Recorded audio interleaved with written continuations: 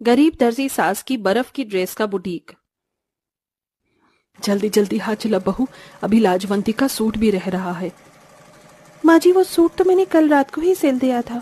ये तो तूने बहुत अच्छा किया, वरना तो लाजवंती तो सर पर ही आकर खड़ी हो जाती। दोनों सास बहू बात करते हुए सिलाई मशीन पर कपड़े सिल रही होती हैं कि तभी वहाँ लाजवंती आती है। अरे ओ दर्जी सास बहू, मेरा सूट सिला या नहीं? सिल गया है काकी, ये लो और देख लो, जैसे आपने कहा था बिल्कुल वैसे ही सिया है। सूट तो बढ़िया लग रहा है, ये लो 200 रुपए। काकी सूट की सिलाई 200 नहीं 500 रुपए है। मैंने आपको सूट सिलने से पहले ही इसकी सिलाई के बारे में बता दिया था। क्या 500 रुपए इस मामूली सूट की सिलाई के? तूने क्या चांदी के धागों से सिलाई की है इसकी जो मैं तुझे 500 रुपए दूं?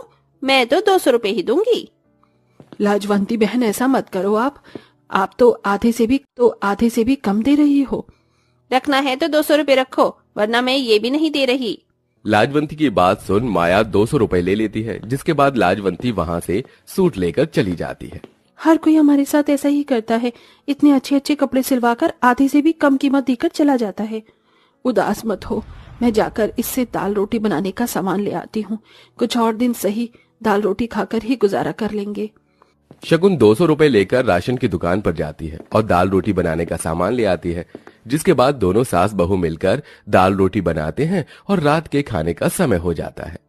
माँ, तुमने तो कहा था कि आज तुम मेरे लिए कढ़ी चावल बनाओगी, लेकिन आज भी तुमने ये दाल रोटी बना कर रख दी। बेटा तुम तो जानती हो ना कि कितनी गर्मी है।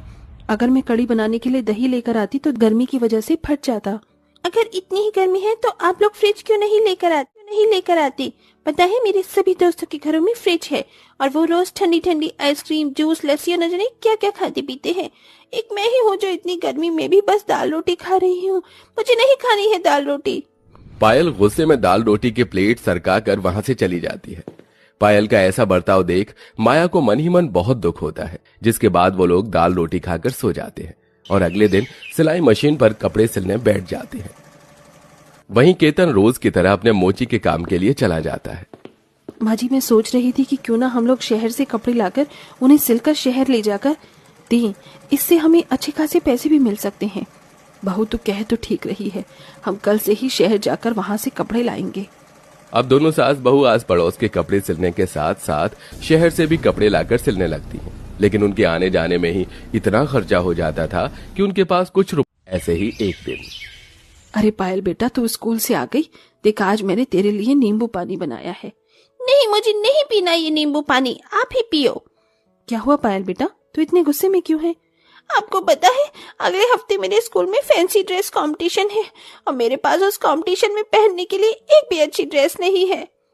बेटा पायल, तो मैं आपके लिए कोई अच्छी सी ड्रेस सी दूंगी। अच्छा कैसे? जैसे पिछले साल अपनी बची हुई कतरनों से मेरे लिए फ्रॉक बनाई थी। वैसे आपको पता है उस फ्रॉक को देखकर स्कूल के हर किसी ने मेरा मजाक उड़ाया था। आप लोग तो मुझे ढंग के कपड़े भी नहीं पहना सकते ना, जाने हम कितने गरीब क्यों हैं। इतना कहकर पायल वहां से रोती हुई चली जाती है। पायल को देख दोनों सास बहू काफी निराश होती हैं। ऐसे ही समय गुजरता रहता है और अब धीरे धीरे माया और शगुन का सिलाई का काम भी ठप पड़ने लगता है। सब लोगों के रेडीमेड कपड़े की वजह से आजकल कोई भी उनसे कपड़े सिलवाने के लिए नहीं आता। आज तो जैसे तैसे हमने इस बचे हुए आटे से रोटी बना ली, लेकिन कल क्या करेंगे? अब इस दर्जी के काम को करने का कोई फायदा नहीं है। एक काम करते हैं, शहर चलते हैं और वहीं पर ही कुछ नया काम ढूंढ लेंगे। नया काम ढूंढने की तलाश में दोनों सास बहू कड़ी धूप में पैदल पैदल शहर की ओर बढ़ने लगती हैं, लेकिन गर्मी की वजह से उन दोनों की हालत खराब होने लगती है। अब मैं इस धूप में और नहीं चल सकती। अगर 2 कदम भी बढ़ाए ना तो यहीं बेहोश होकर गिर जाऊंगी। माँ जी यहीं पास में जंगल है, एक काम करते हैं जंगल के रास्ते से होकर शहर जाते हैं, कम से कम इस धूप से तो बचेंगे। दोनों सास बहू जंगल के रास्ते से होकर शहर जाने लगती हैं, लेकिन जैसे ही जंगल में पहुंचती हैं तो उन्हें एक बड़े से पेड़ के नीचे एक बहुत सुंदर लड़की की बनी हुई बर्फ मूर्ति दिखाई देती है। माँ जी ये बर्फ की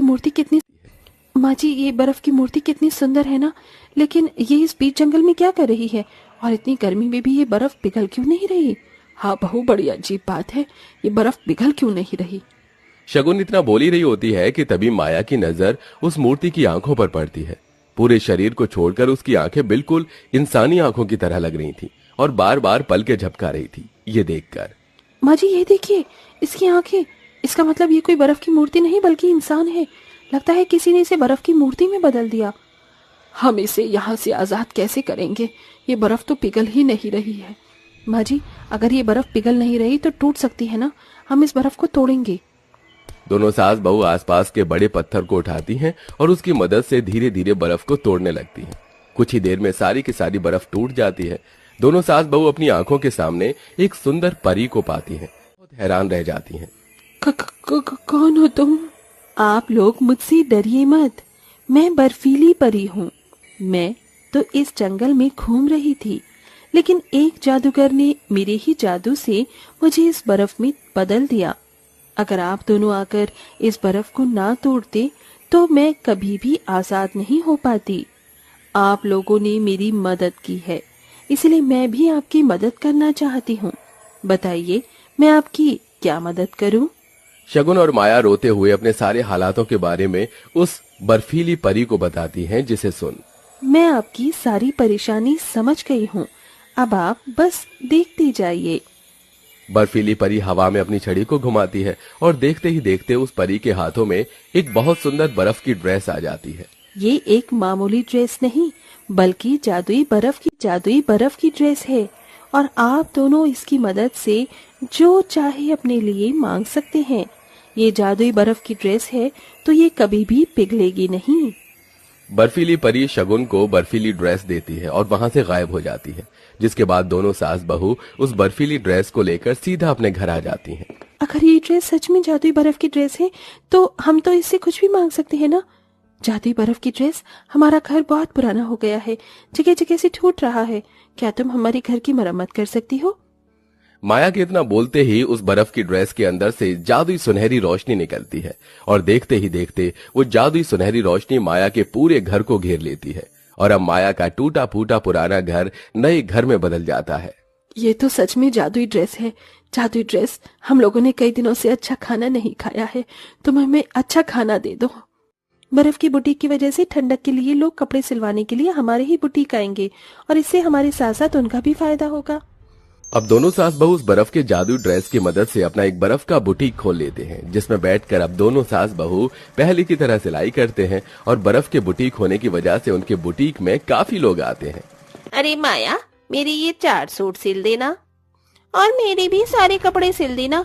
अब तो मैं तुम दोनों सास बहू से ही अपने सारे कपड़े सिलवाया करूंगी।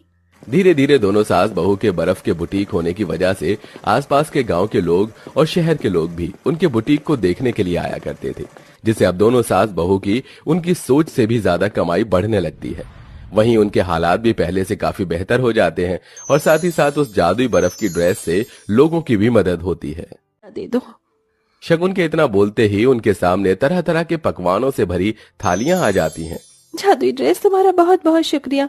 अब मुझे एक अपनी तरह लेकिन बर्फ की नहीं फ्रॉक दे दो, ताकि मेरी बेटी अपनी फैंसी ड्रेस कंपटीशन में उस फ्रॉक को पहन सके। माया के इतना बोलते ही बर्फ की ड्रेस एक सुंदर सी फ्रॉक देती है। पायल जैसे ही घर आती है तो उस फ्रॉक को देखकर बहुत खुश होती है।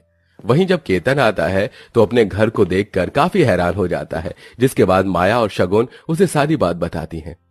अरे, बर्फ की ड्रेस से आपने इतना सब कुछ मांग लिया तो क्यों ना आप इसकी मदद से अपना कुछ काम शुरू कर दें। हाँ केतन बेटा, क्यों नहीं। बहू, मैं सोच रही थी गर्मी का मौसम है और हमें तो बस दर्जी का ही काम आता है, तो क्यों ना अब हम अपना एक कपड़ों का बुटीक खोलें। लेकिन ये बुटीक कोई साधारण बुटीक नहीं, बल्कि बर्फ का बुटीक होगा। बर्फ की